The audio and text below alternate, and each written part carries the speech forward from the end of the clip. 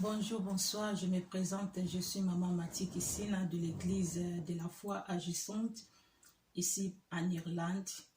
Je bénis Dieu pour cette occasion qu'il a permis d'être ensemble pour parler de sa part. Que le Seigneur vous bénisse.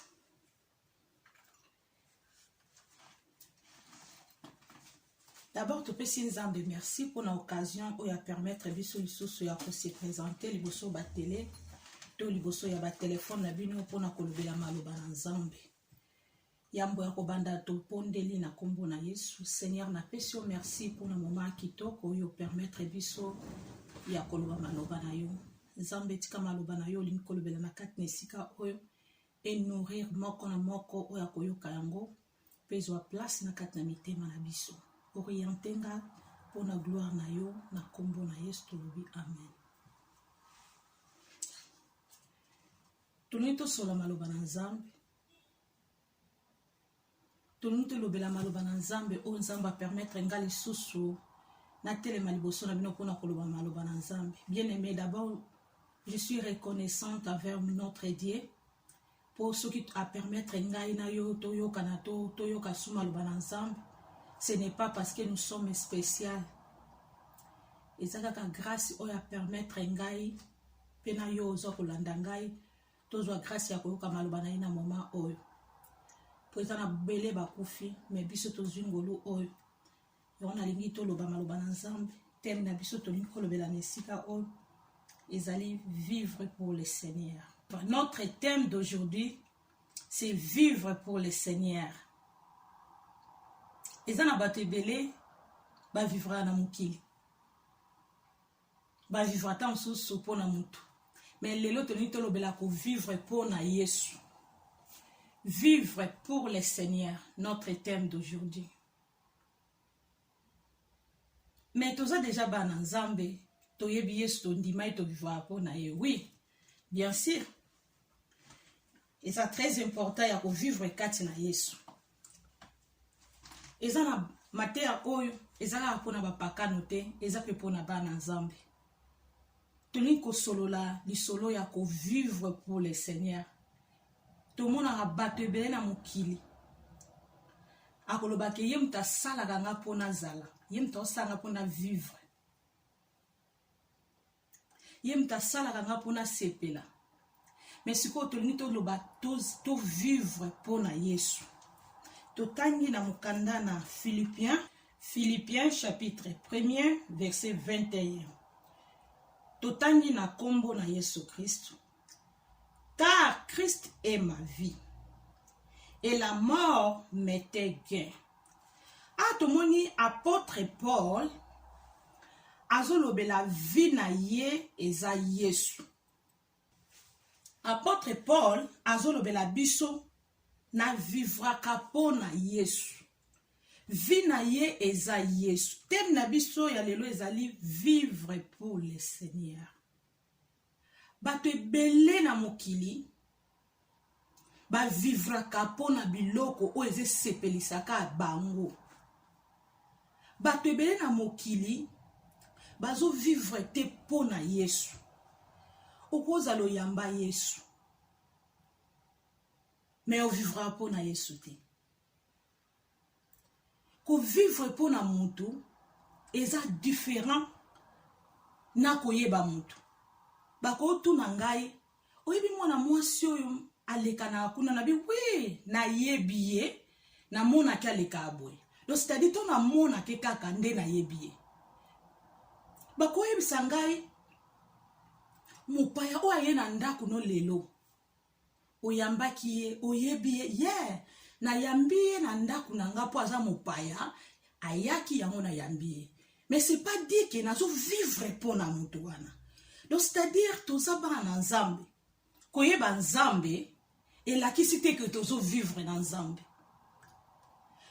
Koyamba pe Yesu, elakisi te que yango nde vie tozo vivre na Nzambe.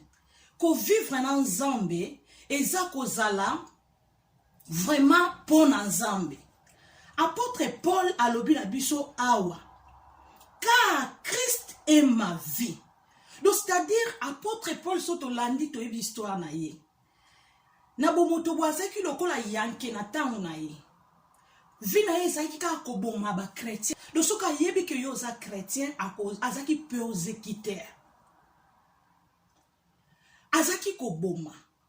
Muto banomona ke lokola naza yanke. Mais na suka à comprendre que ma vie c'est Christ. À d'autres termes, nazo vivre pour na Yesu. Voilà pourquoi nous sommes to comme na dimension ya ko vivre pour na ye. O tozo pese importance. To o tozo mona vraiment yangwana eza important na minitio pour na biso yangwana te eza important. Nzamba lingi to vivre pour na ye. Zamba lingi eza na batu na kati na lingomba na kati bandimi. Bandima na bango Yesu. Bayamba na bango pe Yesu. Bayoka na bango pe Yesu. Mais ba vivra kapo na Yesu te. Zamba lingi to vivre pour na Yesu. Pourquoi nous devons vivre pour le Seigneur? Parce que il est celui qui est mort à la croix à cause de nos péchés. Voilà pourquoi à se sacrifier qui peut avoir vie. Vie au Bible bengi na biso na hébreu Zoé. Ayaki kopesa biso vie. Voilà pourquoi et sengeli to vivre pour na Yesu. Mokili ekeleka. Oh, tozo pèse important c'est que les cas. Apôtre Paul azaka yanke mena souka comprendre que Christ est ma vie. Yesu nde aza vie na ngai. Et la mort m'était gain. Oui, bien sûr. Yo zakati na Yesu. Tango kufi obandi vie mosusu. Vie esengo. O musale sala marana mokili. Salaire na ngwe banda na mokili kino na lola. Pourquoi nous devons suivre le Seigneur? Pourquoi nous devons vivre pour le Seigneur? C'est parce qu'il nous a donné son Fils unique, Jésus-Christ. Afin de nous racheter du péché. Voilà pourquoi tu vivre pour na Yesu. Mokile kele kanabilo kona yango. Yesu Christo aza le seul oyo akomema biso na lola. Pourquoi? Et c'est na biso to vivre pour na Yesu. Parce qu'il est le chemin, la vérité et la vie. Voilà pourquoi et sengeli to suivre ye.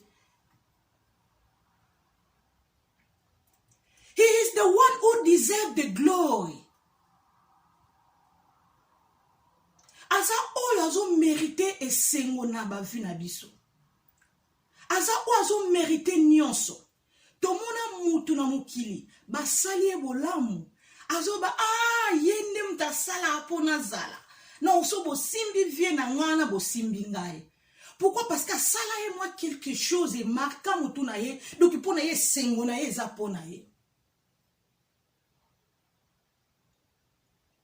Donc yazo vivre pour donc yende mta sala pour naza mutu na mokili. Pourquoi esengeli to vivre pour na Yesu? Yende mutandima ki kokufa na croix pour lelo to koma ba oto zali. Yesu alingi to vivre pour na ye. Josué comprend que le komoko Josué. Alors, moi et ma maison, nous servirons l'Éternel. À d'autres termes, ngananda kunanga tozo vivre pour l'ensemble. Ko vivre na yesu la cité ko tika nyonso ko liate ko lala te Yesu kaka. Non, ça Yesu na centre na makambo na yo. Ça Yesu na base ya nyonso. Zambalingi to vivre pour na ye. Na kat na mokili oyo to zabaleki to ko vivre en liberté to bongisa nzela azan nzela il est le chemin la vérité et la vie azali azalaki azali pe oya kozala. Voilà pourquoi esengeli tolanda ye.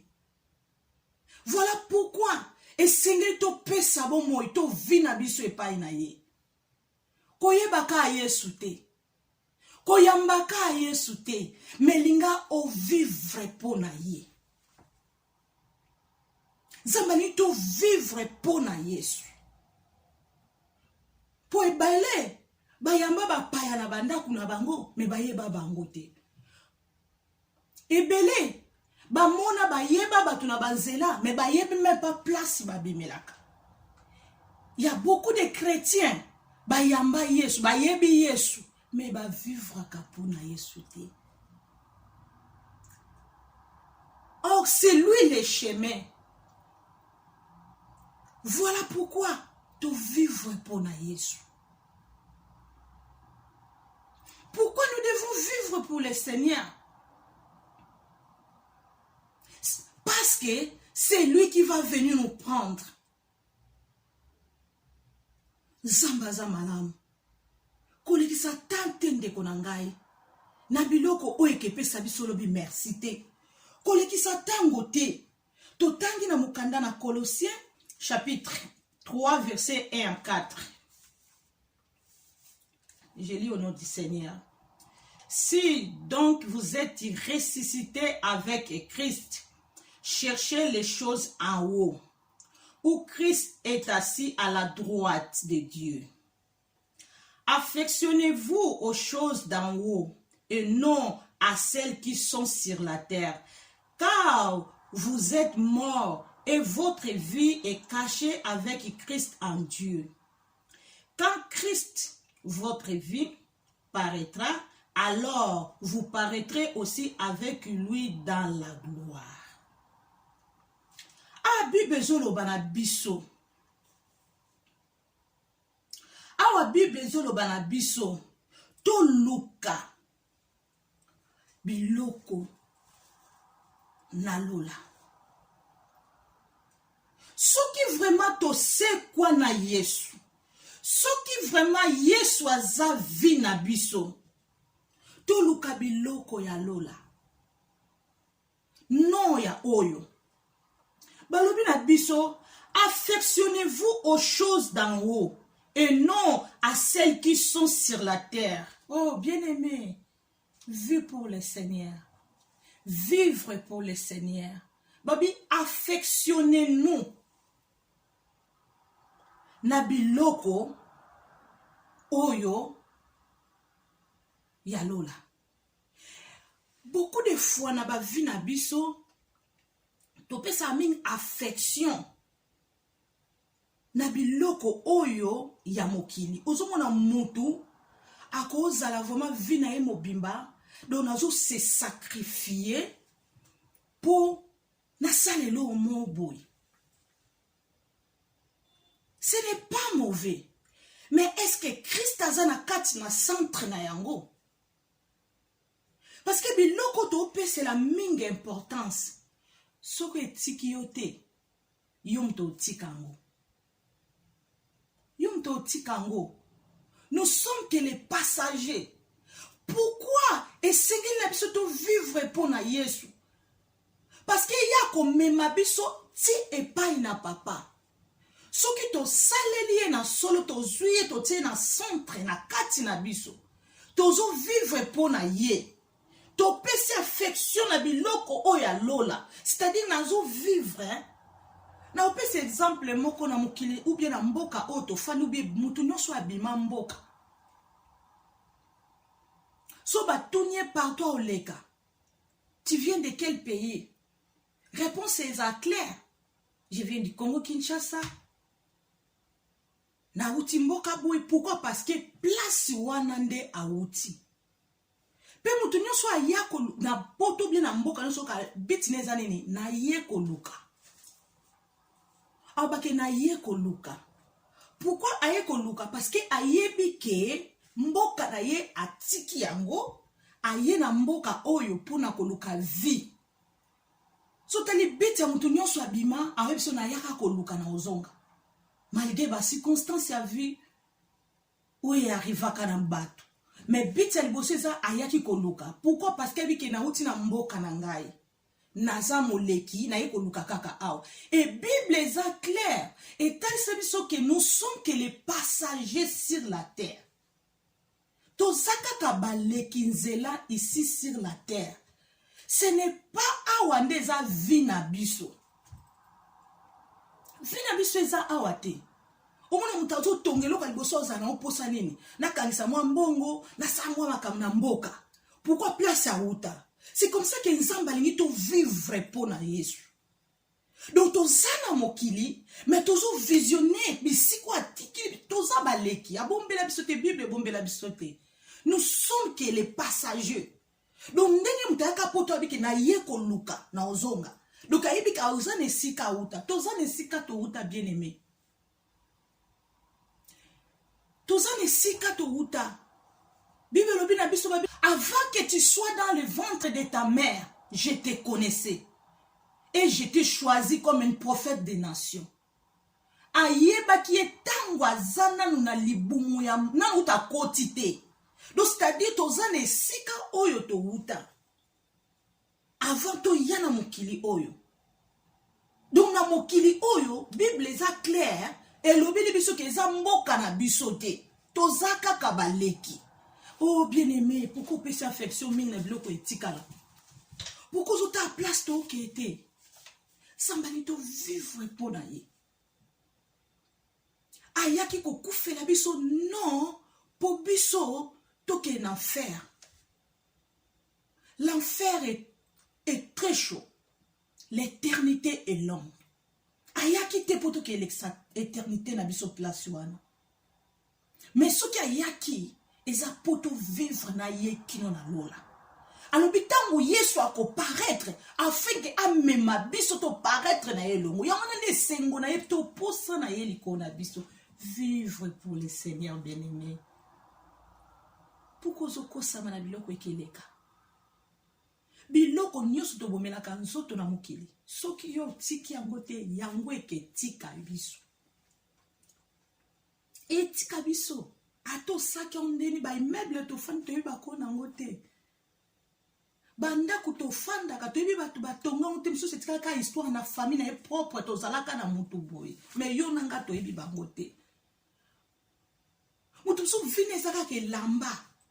So ko na lati lamba te ya mutu ya te do po na e viezate. Bien aimé, c'est bien ce que zabongo, mais ozo sala ngo po na Yesu. Ozo sepela pour na Yesu. Pour Yesu alingi to vivre pour na ye. To vivre pour na mokilité. Motu soka na ye ko beta kayu na ngana zo yoka mikolo na mboka kuna makambo yetu. Azana poto, azana Angola, azana Amérique, azana Asie, mais oka makanisineza na mboka place atikaki. Oka na oki mikolo makambo etambula bien kuna. Donc c'est-à-dire azo vivre place aza, mais makanisineza place a uta. Bien aimé to penser place to uta poto zonga. Tozonga awa tozaka balekinzela tozaka balekinzela tozaka balekinzela tozaka balekinzela tozaka balekinzela bien-aimé o ezamboka na bisote. Pourquoi to pese la mo importance belé? Pourquoi to bossa na tozane sika to uta tozapene sika to kende? Pourquoi tozo vivre pour na biloko ekeleka? Kukanga na biloko wana te bien-aimé. Life is too short. Life is too short. Kukanga na biloko wana te. Ebele to mona ngo bisengo, mais ça bisengo te, na tamu ki etikala. Yesu alingo tsaye na centre na vie na yo. Vis pour le Seigneur. Vivre pour le Seigneur. Ko vivre te, ko longo la concentration na yo, na biloko zota. Soki ozanango, tsape Yesu na kati. So yo ki mkwana baton sobaye, au conteneur est indiqué, oka, na Congo, pourquoi? En Angola, na Congo Brazzaville. Pourquoi? Parce que bisika bitito bimela, tongo kika eloko, pa komi agité. Na oki mikolo makambo etambula bien kuna. Politique ou tola, boka. Nzambe merci, qui vient continuer, malgré ton vivre. Pourquoi? Parce que place wana nde to uta, soki na mokili. Tozo makanisi to zongisa kuna. Bongo place to ute pa ya mokili na biso. Poya laki biso, toza balekinzela. mokolo moko tokuta na liboso na ye mpe tokokende osambisama na oyo tosala na mokili. Pourquoi ozovivre ka mpona biloko eleka tia nzambe na centre na nyonso, tia nzambe na centre na nyonso. Bible lobi affectionnez-vous aux choses d'en haut et non à celles qui sont sur la terre. Longola consacration nyonso oyo tsaka na mokili, longola consacration nyonso. Quand Christ est votre vie paraîtra, alors vous paraîtrez aussi avec lui dans la gloire. Oh, abombi la biso place à gloire. Oh, alingi to paraître na ye. Oh, alingi to zala na ye. Abombi la biso place à gloire. Alingi ka to tsaye na centre, to vivre pour na ye. To vivre pour nzambe. To vivre pour na mokilité. Ezala mtu soko sale bolamu. Mais lokola azaka na mokili azaka moto. Akobo sana. Mais soyo zo vivre pour nzambe. Nebi kenga na zo sala. Mais ezala place oyo na mokili po izaki asemaka na mokili azwaki na mokili kino na lola. Akopambolo na mokili. Ozo sala poza la béni ici sur la terre. Emi mokolo yesu akoya. Mais raison ezaka ka to vivre pour na ye. To vivre pour Jésus. Sans nzambe na centre ya makambo na yo. Linga nzambe. Sala etom nazo sala bwe eske nzamba zana zo mona nga so na sali bwe yesu na nga go sepela te. So na bina tango na bwe batu bazate me likolo eze mona ngai. Papa na nga lingelinga boye te. To linga to sala oya ko sepelisa nzambe ndeko na ngai. To sepelisi batu, to sepelisa batu, me lobi tan susa ko wanga na yo. Me so ko sepelisi nzambe. Sepelisa yesu ndeko na nga. Ko vivre pour na biloko ekeleka te. Nous sommes que les passagers. Bible explique biso clair toza baleki. Na mokilo toya toza baleki. Toza nesika to uta, pe toza nesika to kozonga. Bisiko to uta to ozonga. Malheureusement to ute sika moko me to ozonga biso sonze bisika moko te. Po ezana ba misuba oke ekota na enfer. O nzambe na biso asala ki biso te. Asala ki amo pona ba démon. Mais manque d'obéissance. Yako yoka mungomo na nzambe, to yako comprendre, yako recevoir Jésus, yako sepelisa nzambe, yako vivre pour nzambe, et memi bato ebele na enfer. Bien-aimé, vis pour le Seigneur. Vivre pour le Seigneur. To vivre pour nzambe. Akenda ki kobongisela biso esika. Akozonga. Akozonga. Akozonga. Bible lobi akozonga. Quand Christ votre vie paraîtra, alors vous paraîtrez aussi avec lui dans la gloire. Oh, alimito paraître na ina gloire. Oh ya bongi selanga ina yo. Bien-aimé, tous les satan ou te na biloko ekeleka. Tous les satan ou te. Tous les satan ou te. Ba côté le misabiso président moko. J'aime bien donner l'exemple des présidents. Ba côté ce sont des présidents. Babi, au moins, oh, il y a sa président actuel. Oh, il y a sa président. Dans 2 semaines, il y a un président pour 5 ans. Oh, il y a tikali oyo. Dans 2 semaines, azo longwa. Batel sur des présidents, mais alors, nous Luka a créé relation dans mutumba kona bango. Et l'on no sala. To landa oaza lobby. Oh, il y a tikali dans 2 semaines kende na yo. Pourquoi? Parce que tu as un intérêt, yendem dans un poste, pour yem dans la président pour 5 ans. Alors l'autre est là, tu quelqu'un a 2 semaines. Dans un sous poste, tu as l'andawa on a 5 ans ou 10 ans. Tu as un poste total ici. Mais pourquoi tu as pourquoi parce qu'on coûte intérêt mon bueno, on pas un président pour vivre 5 ans. Bien aimé. Yeso le bit oza balekinzela na mokili oyo. Pourquoi ozo pese importance na mokili oto koleka? Ozui concentration na yon nyonso vino nyonso okasaka yango.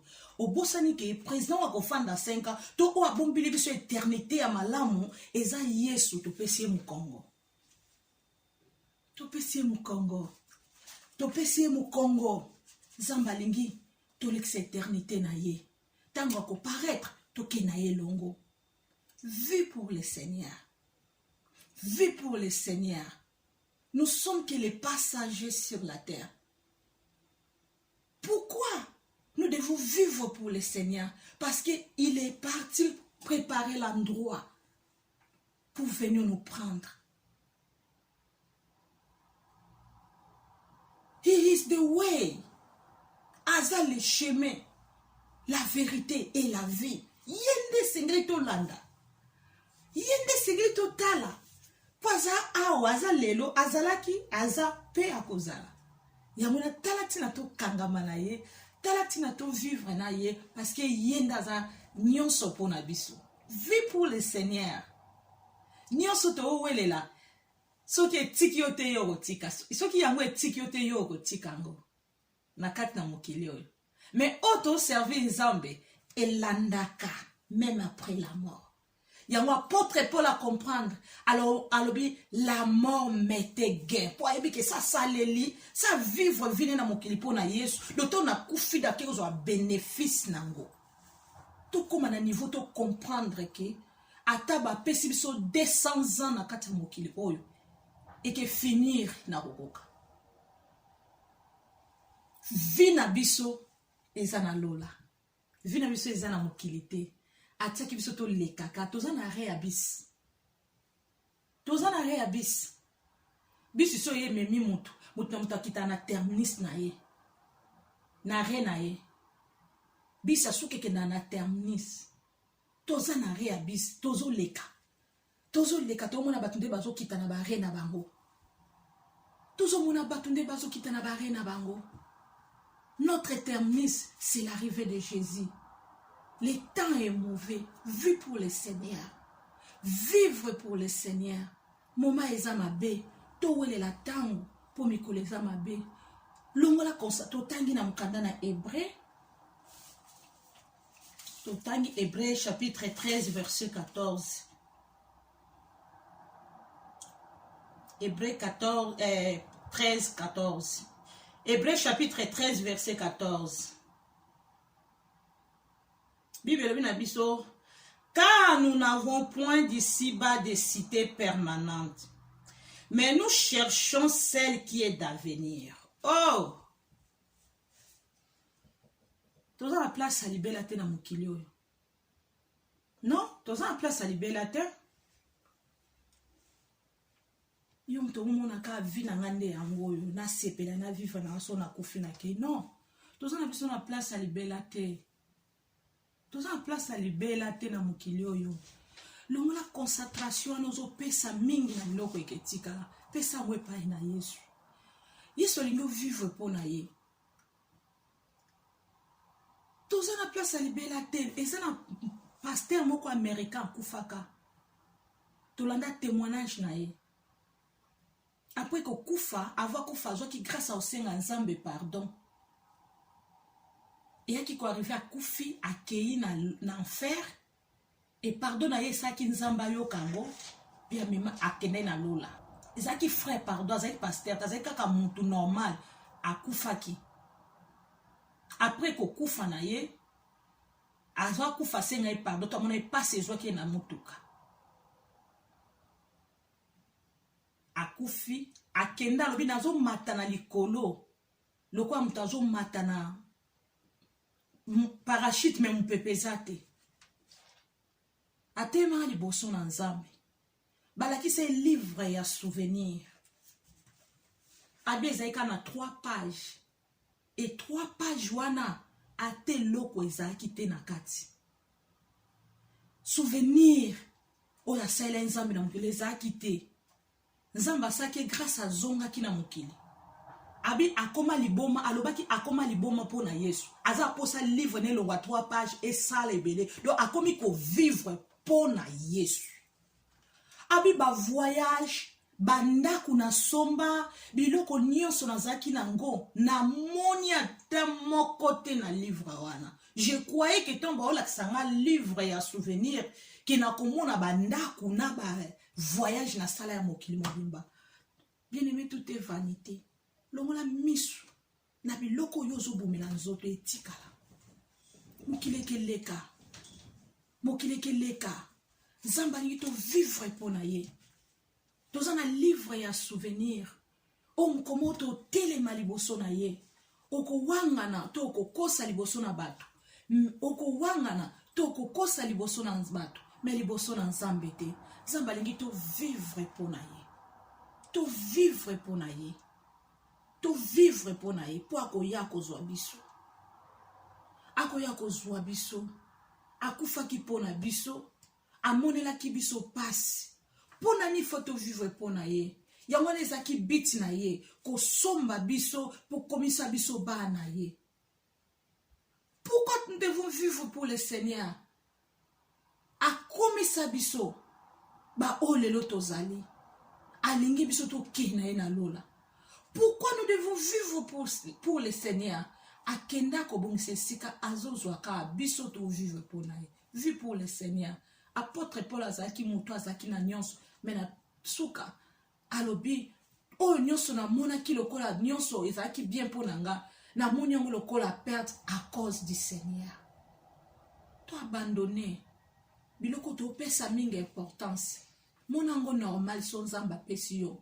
Mais yango tende to telemela yango liboso na nzamba. Pona kolakisa bambuma ya misala na biso. Nzamba lingi to pesa vie epai na ye. To vivre pona ye. To vivre pona ye. Il a donné sa vie pour nous. Il a donné sa vie pour nous. Il a été crucifié pour nos péchés. To vivre pour notre Seigneur. Il viendra aussi pour nous. Topé sa vie pa inaye. Mukileza pamba. Pe biloko nango. Nyonso tozomona na mukilo ekeleka. Nyonso topé c'est l'importance ekeloka. Mais misala na biso liboso na nzambe eketika la seko. Ndeko nanga vie pour le Seigneur.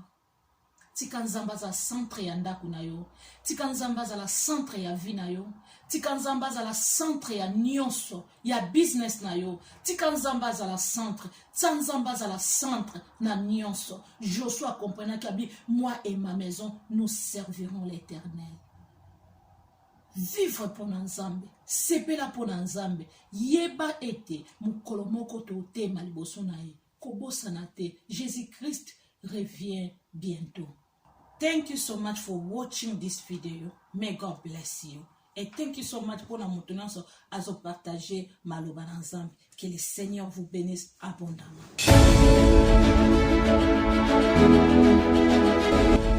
When you confess, quand vous confessez, you confess your healing.